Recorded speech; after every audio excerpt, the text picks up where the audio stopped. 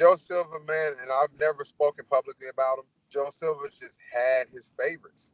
He had his picks. He had his choices. But let me tell you something about Joe. He was honest as hell.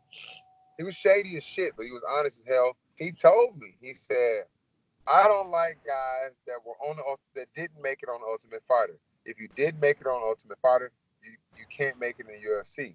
I said, Joe, I promise you, I had only been fighting for a year when I got on Ultimate Fighter. A year. Like, come on, man. I was like, just give me. I said, I'll beat everybody that you cut. And he was like, all right. So I knocked out like 9 guys in a row.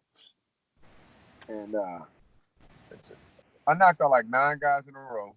And I hit him up. He's like, you need more wins. I was like, damn, dude. So I said, Joe, the next person you cut, I'm knocking him out. And Nissen Osternet got cut. I knocked him out in like 18 seconds.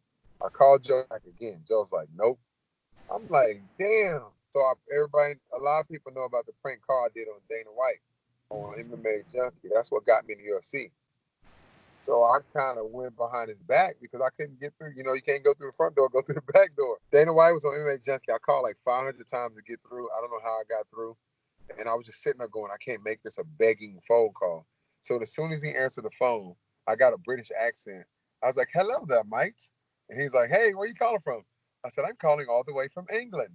And I said, one of my favorite fighters, Gerald Harris. And he was like, oh, I know about Gerald. Gerald's a cool dude. I said, well, this is Gerald, motherfucker.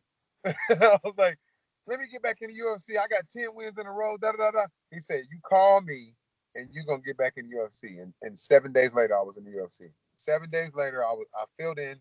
Somebody got hurt. I was a fill-in. And then the person I was supposed to fight got hurt. And they had John Salter fill in. So I beat John Salter in his UFC debut for both of us by TKO. It was a scary fight because neither one of us had video on each other. It was a scary fight. He was a 3-time NCAA champion. I was like, oh, man, he's going to take me down. Then I got Mario Miranda. He was a monster. Knocked his ass out. And then I got David Branch, and a lot of people know that was the infamous slam knockout. Renzo Gracie, black belt, the boxer. And then I get this Brazilian. I don't know why I'm forgetting his name because I always remember his name. He was a badass, but he was steroided out. I can't think of his name though. He was 23-2 with 22 knockouts. No video. So I have no idea what this dude's gonna do. And it was a bad fight. He had me figured out.